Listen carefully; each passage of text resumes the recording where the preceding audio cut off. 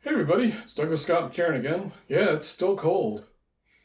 I have one of those wall heaters that heat up about 3 or 4 feet away, and the rest of the place is cold. And I grew up in a cold place, and you learn very quickly it's better to just wear something and stay warm rather than spending hundreds of dollars trying to heat the whole house up.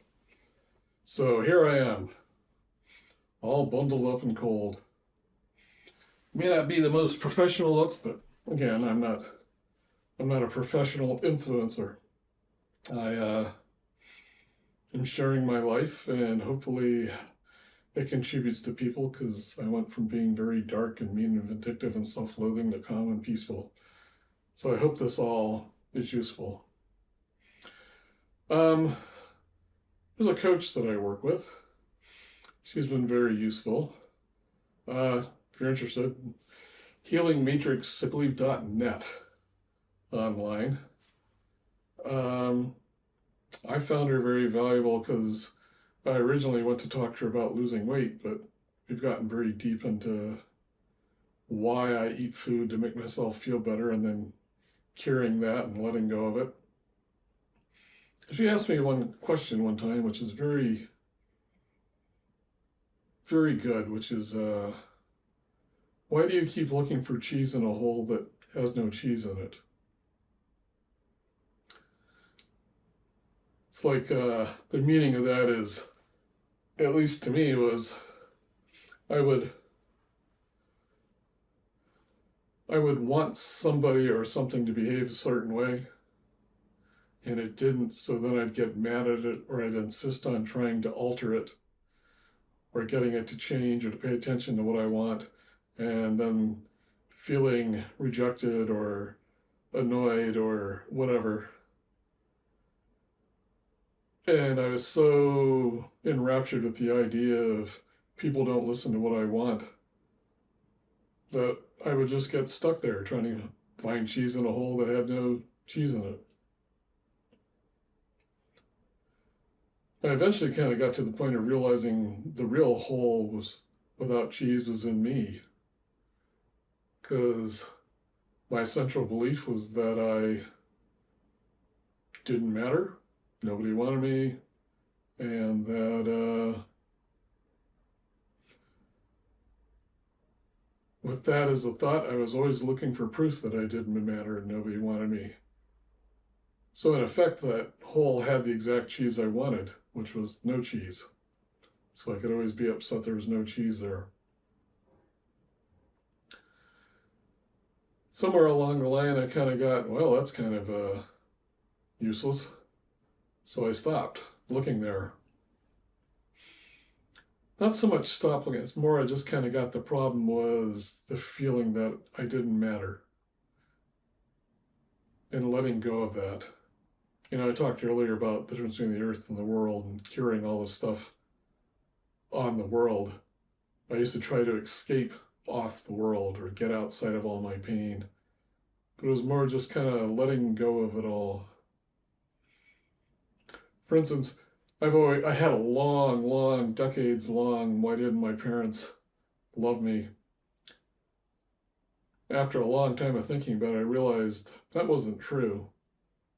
When I was a young kid, they would correct me and discipline me and tell me I was doing things wrong, which I took to mean they didn't love me. But even more importantly, they didn't love me the way I wanted them to. So it was that I rejected them. They didn't reject me. But it happened at such a young age and at such a feeling level that it just kind of got stuck in me, and it kind of kept me, stuck at that hole. Why isn't there love in this hole? Why isn't this cheese in this hole? Well, the truth of the matter was they did love me. Not to criticize myself for doing it. I mean, this is the choice of a 3-year-old who's pissed off. But it's, we all make these assumptions and choices that kind of go through our lives. There's something about the world that we live in, this emotional thinking, feeling matrix that we all live in, that insists that the feelings we had as kids were the way we were, and it kind of keeps our face glued to the mirror. It's like I'm looking at what's going on in the mirror, but instead of looking at it out here, it's more like, so all I see is the mirror. And pulling away from the mirror and being able to see around things other than the mirror started letting me let go of it.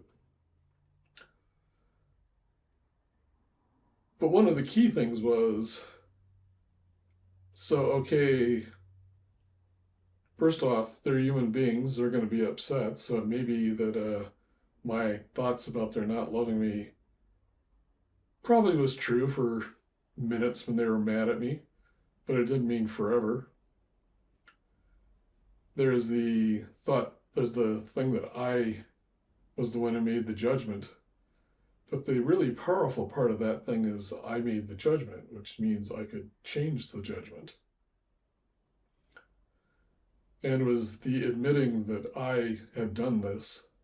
Again, it's not like I sat down and had this long philosophical thought. It was just at some snap point in my childhood, I went, you don't love me. Cut them off. I still have that, if people don't act the way I want to, I have a real strong predilection to just cut them out of my life. Just cut. But I've learned to realize that I might be wrong in my belief and assumptions.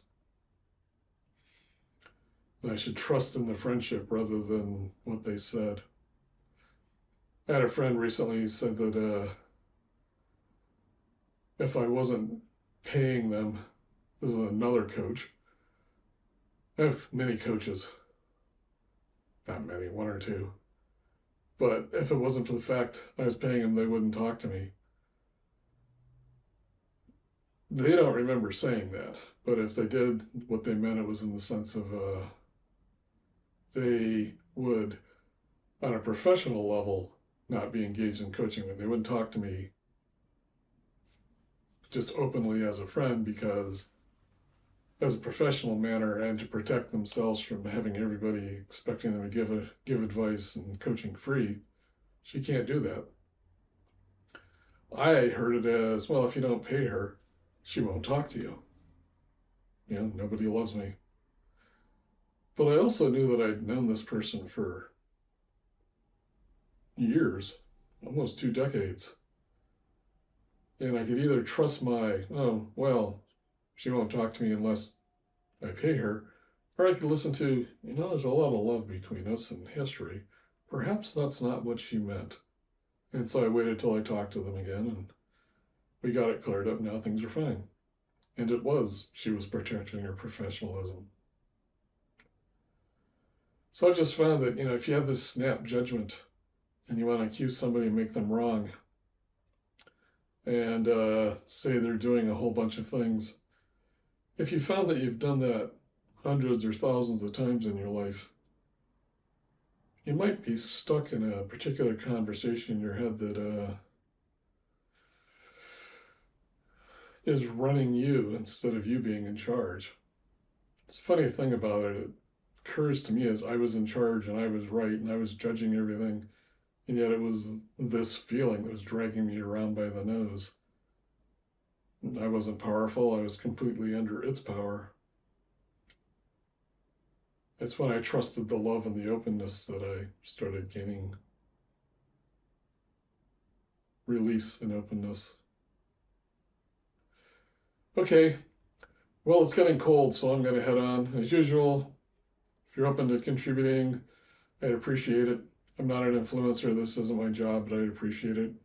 I have my a bit twisted stuff online. I'm still selling, 50 Steps to Guitar Greatness if you're a musician and want to look at that. And until next time, I'll see you around. Stay healthy and don't freeze to death. And Slava Ukrainian. Thank you.